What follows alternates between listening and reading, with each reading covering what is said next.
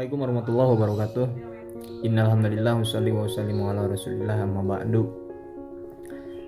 Kami dari kelompok 6 pada mata kuliah tafsir 2, yang mana dosen pengampunya yaitu Bapak Cecep Hilman MPD.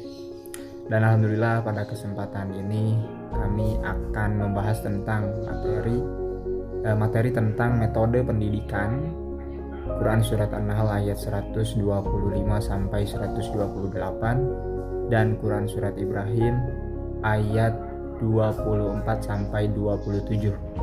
Oke, di sini saya sebagai moderator, saya sendiri Yogi Bajar Gumilar. Dan materi pertama yaitu tentang pengertian metode pendidikan yang akan disampaikan oleh rekan saya yaitu Septia Nurmalita. Kepadanya saya persilahkan. Assalamualaikum warahmatullahi wabarakatuh. Perkenalkan, nama saya Septia Nurmalita. Saya dari kelompok 6 pada mata kuliah tafsir 2.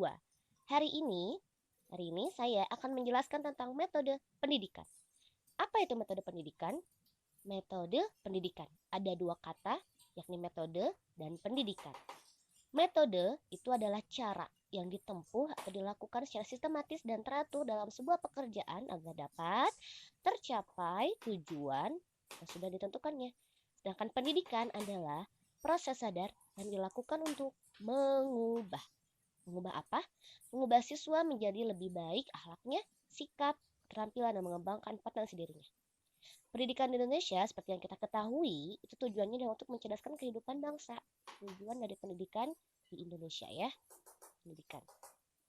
Nah, dalam kelompok saya kami akan membahas tentang tafsir Quran Surat An-Nahl dan Ibrahim yang berkaitan dengan metode pendidikan.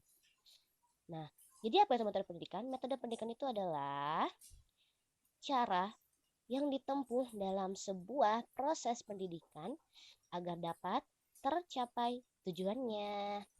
Nah, dalam konteks pendidikan Islam atau yang kita kenal dengan pendidikan yang berbasiskan Al-Quran, berlandaskan Al-Quran, ya, Al-Quran.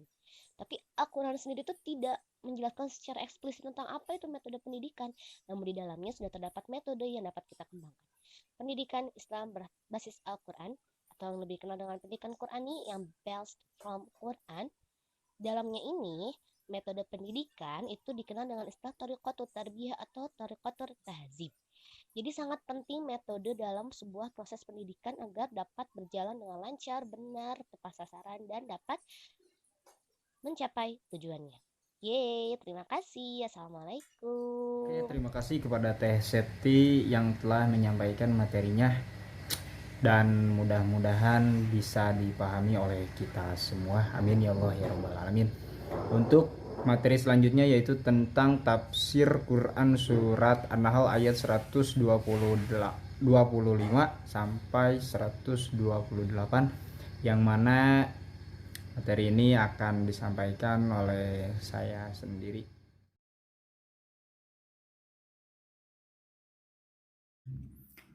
Bismillahirrahmanirrahim. Ud'u ila sabili rabbika bil hikmati wal mau'izatil hasanah wajadilhum billati hiya ahsan inna rabbaka huwa a'lamu bima dhalla an sabilihi wa huwa a'lamu bil muhtadin. Ayat yang tadi, ud'u ila sabili rabbik, ajaklah, serulah keluargamu, ibumu, anakmu, semua pihak masyarakat muslim maupun non muslim, ajaklah kemana? Ila sabili rabbik, kepada jalan Tuhanmu. Dengan cara apa? Bil hikmati. Hikmah itu ada yang mengatakan bahwa hikmah itu adalah kendali, setir.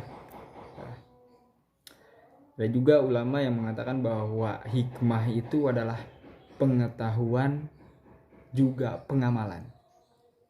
Contoh, ketika kita mengendarai sebuah mobil, kita tahu ini setirnya, kita tahu ini remnya, kita tahu ini gasnya, tetapi tidak bisa mengamalkan, belum bisa disebut hikmah.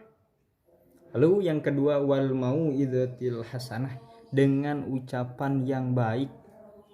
Jadi ketika kita mengajak seseorang itu jangan menggunakan bahasa-bahasa yang bisa menyakiti orang lain, yang bisa menyakiti hati orang lain. Usahakan dan harus menggunakan bahasa yang baik. Selanjutnya, wajadilhum billati hiya ahsan. Wajadilhum billati hiya ahsan, dan berdiskusilah, berdebatlah dengan orang-orang yang beda pendapat dengan Anda. Inna rabbaka huwa a'lamu. Jangan pernah memponis. Huwa a'lamu, sesungguhnya Allah itu lebih mengetahui. Biman dhalla an sabilih, dialah yang lebih mengetahui tentang siapa yang tersesat. Wa huwa a'lamu bil muhtadin, dan dia juga yang maha mengetahui dari orang-orang yang mendapatkan petunjuk.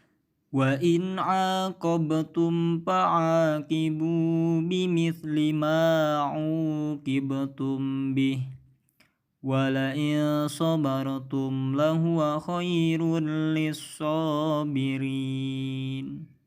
Ayat wa in 'aqabtum fa'aqibu bimithli ma 'uqibtum bihi. Dan jika kamu memberikan balasan, maka balaslah dengan hal yang setimpa atau hal yang serupa. Ketika ada orang memaki kamu orang jahat, maka kamu boleh memaki kembali, mengatakan dia itu orang jahat. Ketika ada orang memaki kamu itu orang tidak mampu, kamu juga bisa memaki kembali. Bisa memaki kembali, mengatakan dia itu orang tidak mampu. Jadi balaslah dengan balasan yang setimpal. Walain sabartum lahuwa khairul lis-sabirin. Akan tetapi jika kamu bersabar, sungguhnya itulah hal yang lebih baik. Contoh, jika ada misalkan saya naik bus, ada orang sengaja menginjak kaki saya akan balas. Tetapi dilihat dia itu badannya tinggi, besar, akhirnya niat saya tidak jadi. Apakah itu bisa dinamakan sabar atau bukan? Mungkin itu mendekati kepada ketakutan. Itu adalah kelemahan. Jadi sabar itu orang yang mampu membalas tetapi tidak dilakukan. Jadi pada intinya sabar itu adalah kekuatan. Ada banyak yang mengatakan bahwa sabar itu ada batasnya. Menurut saya, sabar itu tidak ada batasnya. Yang ada batasnya itu adalah orang yang mengerjakan, orang yang melakukan kesabaran tersebutlah yang ada batasnya. Jadi sabar itu tidak ada batas. Wasbir wa ma sabruka illa billah wa la tahzan alaihim wa la taku fi daykim mimma yamkurun. Innallaha ma'al ladzina taqaw wal ladzina hum muhsinun. Ayat wasbir wa ma sabruka illa billah. Bersabarlah hai Muhammad, dan tiadalah kesabaranmu itu melainkan dengan pertolongan Allah. Dan janganlah kamu bersedih hati terhadap kekafiran mereka, dan janganlah kamu bersempit dada terhadap apa yang ditipu dayakan. Jadi ada sedikit perbedaan dari ayat yang sebelumnya, bahwa di ayat yang sebelumnya itu, dan jika kamu memberikan balasan, maka balaslah. Ada perintah untuk memberikan balasan. Nah, ini ditujukan untuk orang-orang yang lemah atau derajatnya agak rendah. Jadi Allah memerintahkan balaslah. Sedangkan di ayat yang ini, wasbir wa ma sabruka illa billah, Allah memerintahkan kepada Nabi untuk bersabar dan menyerahkannya kepada Allah. Innallaha ma'al ladzina taqaw wal ladzina hum muhsinun. Sungguhnya Allah beserta orang-orang yang bertakwa dan orang-orang yang berbuat kebaikan. Materi terakhir yaitu materi ketiga akan disampaikan oleh rekan saya, itu Sofiatul Umah. Kepadanya saya persilahkan. Bismillahirrahmanirrahim. Assalamualaikum warahmatullahi wabarakatuh. Hai, saya Sofiatul Umah, saya kelompok 6 dari mata kuliah Tafsir 2. Di sini saya akan menjelaskan tentang metode pendidikan Quran Surat An-Nahl ayat 125 sampai 128 dan Quran Surat Ibrahim ayat 24 sampai 27. Nah, metode pendidikannya itu diantaranya yang pertama bil hikmah, dengan hikmah.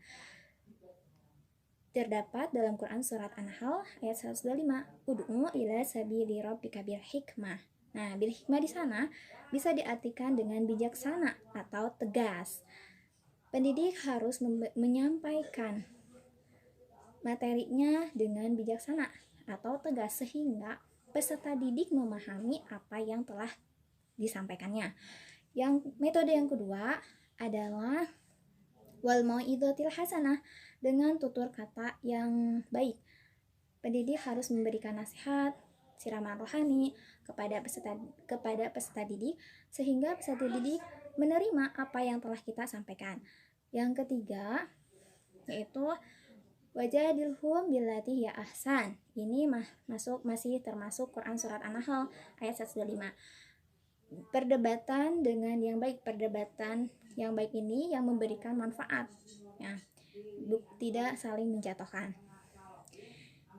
Yang keempat, yang selanjutnya, metode selanjutnya yaitu penyamarataan. Peserta pendidik harus memberikan kesamaan kepada peserta didik yang lain. Nah, yang selanjutnya, metode pendidikan selanjutnya adalah perumpamaan atau kias atau majas. Jadi, pendidik ini boleh menjelaskan dengan perumpamaan supaya apa? Supaya peserta didik ini menggali kecerdasannya. Nah, sebagaimana itu ada dalam Quran Surat Ibrahim, ya, ayat 24 dan metode pendidikan yang selanjutnya adalah kepribadian yang baik. Di sini pendidik ini wajib memiliki kepribadian yang baik karena pendidik ini cerminan untuk mereka. Nah, yang selanjutnya yaitu akhlak. Akhlak ini setinggi apapun pendidik memiliki ilmu, tidak dibarengi dengan akhlak, maka ilmu itu tidak akan berguna. Karena sebagaimana Rasulullah bersabda, bu'istu liutammima shalihal akhlak. Aku telah diutus untuk menyempurnakan akhlak. Nah, akhlak ini adalah yang paling utama dibandingkan ilmu. Jadi, berakhlak dulu baru berilmu. Selanjutnya, metode pendidikan selanjutnya adalah input dan output. Input di sini peserta pendidik harus memberikan materi dengan berbagai wawasan atau memberikan materi tidak condong dengan satu penjelasan atau dengan satu wawasannya saja, tapi memiliki wawasan yang banyak sehingga peserta didik berkualitas. Karena sesuatu yang ditanam dengan baik akan mendapatkan hasil yang baik. Nah, mungkin sekian yang bisa saya sampaikan tentang metode pendidikan yang ada dalam Quran Surat An-Nahl dan ada dalam Quran Surat Ibrahim.